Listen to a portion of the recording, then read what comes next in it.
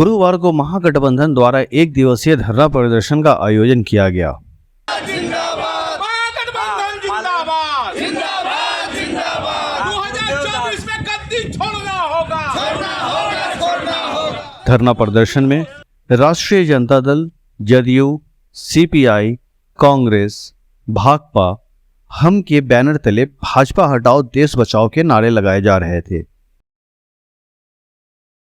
महागठबंधन के नेताओं ने कहा, जिस समय नरेंद्र मोदी जी संसद के नए भवन का उद्घाटन कर रहे थे, ठीक उसी समय उसी दिल्ली में यौन उत्पीड़क बीजेपी सांसद बृजभूषण शरण सिंह की गिरफ्तारी की मांग कर रही महिला पहलवानों को सड़क पर घसीटा जा रहा था। उनके आंदोलन स्थल को तोड़ दिया गया और महिला पहलवानों को उनके साथ प्रदर्शन में हिस्सा ले रहे नागरिक समुदाय के लोगों की आपत्तिजनक तरीके से गिरफ्तारी की गई। 9 साल बेमिसाल कहते हैं और दूसरे तरफ हम गरीब कहते हैं 9 साल देश हुआ बेहाल।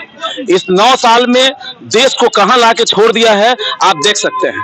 2014 में जो सिलेंडर 378 रुपए में हुआ करता था, आज वो 1300 में पहुंच गया है। जो पेट्रोल 62 रुपए में हुआ करता था, आज 104 रुपए में हो रहा है। डीजल जो 56 रुपए में हुआ करता था, आज वो 96 रुपए में हो गया। और वो कहते हैं कि ऐसा जो हम सरप्लस ले रहे हैं, जब क्रूड का दाम सस्ता हुआ था कच्चे तेल का, तो इन्होंने कहा था कि हम इसलिए ज्यादा पैसा ले रहे हैं और बचा रहे हैं कि हम विदेशी कर्ज को खत्म करेंगे। मगर आज उसका उल्टा हो गया, विदेशी कर्ज नहीं हुआ बल्कि 99 से 85 लाख करोड़ कर्ज इन्होंने ले लिया। और जब कर्ज से हिसाब मांगा जाता है कि 85 लाख करोड़ आपने कर्ज ले लिया, आप तो कह रहे थे कि कर्ज को हम भरेंगे। पेट्रोल का जो दाम बढ़ाया है तो कर्ज को भरने के लिए हमने बढ़ाया है। तो जब बढ़ा रहे थे और पैसा बच ही रहा तो 85 लाख करोड़ रुपया आपने कर्ज लेके क्या किया इस देश में? तो ये पूछने पे वो हम लोगों को बोलते हैं कि ये देशद्रोही है।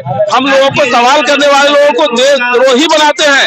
आज जानना चाहते हैं 1947 से लेकर 2014 तक, जिसमें 4 साल बीजेपी की सरकार भी रही और टोटल सरकार मिला के 55 लाख रुपए कर्ज लिया।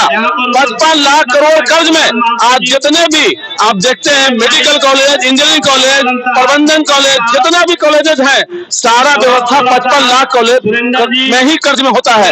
और आज 9 साल में 85 लाख करोड़ रुपए का कर्ज इन्होंने लिया और इस पैसे को कहां खर्च किया ये पूछने पे कहते हैं कि ये तो देश विरोधी है।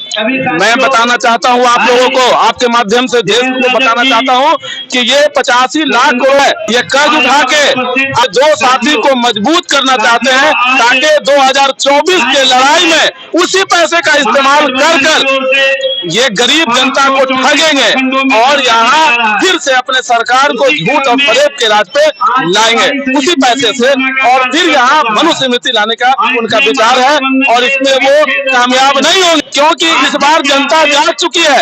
आप पैसा से, आप छल करके, आप गरीब जनता से, आप छल करके, आप गरीब जनता का वोट आप नहीं ले सकते। मोदी सरकार संवैधानिक लोकतांत्रिक गणराज्य के मौलिक सिद्धांतों के खिलाफ अब खुलकर सामने आ गई है।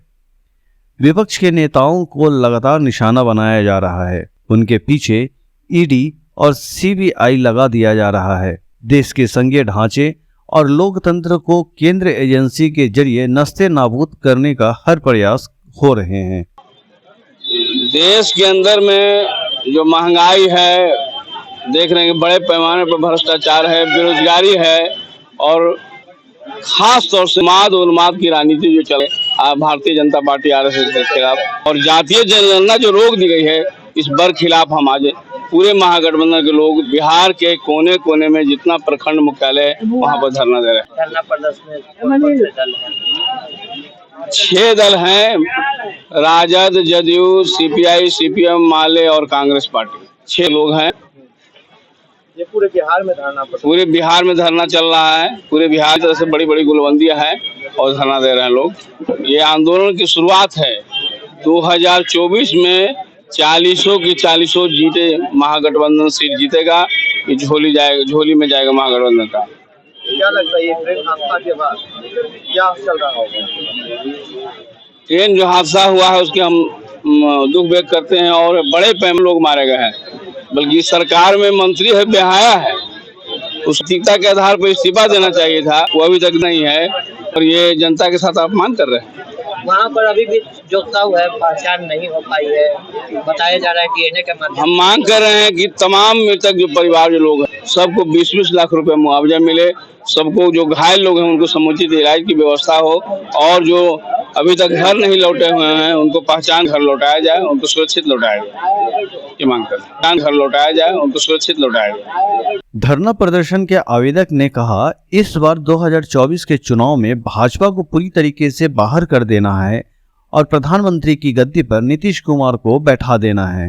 ये धरना के माध्यम से चुनौती है और संकल्प है कि आज से ये संकल्प हम लोग लिए हैं कि 2024 में नरेंद्र मोदी और आपको हटाना है और गठबंधन के उम्मीदवार प्रधानमंत्री को बनाना है। इसीलिए आप हम लोग बिहार में सब एक होकर धरना दिए हर प्रखंड में, और ये जरूरी ये धरना क्रम से ये खाना है हम लोगों को कि हम लोगों को देश का है, संविधान बचाना है, मुसलमान की एकता को बचाना है। इसलिए धरना बिहार में एकता का युग तो महागठबंधन का, हम गठबंधन ये दिखा देगा 2024 में नरेंद्र मोदी और अमित शाह को हर के गठबंधन का प्रधानमंत्री में बैठेगा। इसी के लिए आज हम लोग धरना बैठे हैं और इसी के लिए हम लोग पूरे गांव पंचायत घूमेंगे और हम लोग से ज्यादा जनता इसके लिए उभा हुआ है वोट देने के लिए कि महागठबंधन को वोट देंगे और नरेंद्र मोदी और अमित शाह को हटाएंगे। ये पूरी जनता में उत्साह, इसलिए संविधान में भीमराव अम्बेडकर जी ने जो संविधान लिखा उसको खत्म करना चाहता है। जो हिंदू मुसलमान एकता होकर के इस देश को आजादी दिलाया उसको तोड़ना चाहता है। इसको देश को बचाने के लिए हम लोग को सब एक होकर के 2024 में नरेंद्र मोदी को हटा के और अपना प्रधानमंत्री गठबंधन को बनाएंगे। देखा जाए तो महागठबंधन सब लौट गया वापस। वो जो चले गए ना तो सुन लीजिए, वो अगर आ गए तो ठीक है, नहीं तो हमारे माननीय नीतीश कुमार इतना बुद्धिमान और इतने अच्छे हैं, वो जान रहे हैं कि अगर ये अलग से लड़ेगा एक आध सीट आ जाएगा तो जाके नरेंद्र मोदी में मिल जाएगा। इसीलिए मेरे नीतीश कुमार ने कहा कि इसमें विलय हो जाओ तो एमपी का चुनाव लड़ो। इसलिए मेरा सोच कि इसमें विलय हो जाओ तो एमपी का चुनाव लड़ो। इसलिए मेरा सोच मिल नहीं सकते हैं, इसलिए इनका सोच अच्छा है। अगर रहना होगा तो रहेंगे विलय होकर के, नहीं तो अलग रहे, कोई चीज नहीं है। महागठबंधन सब एक है।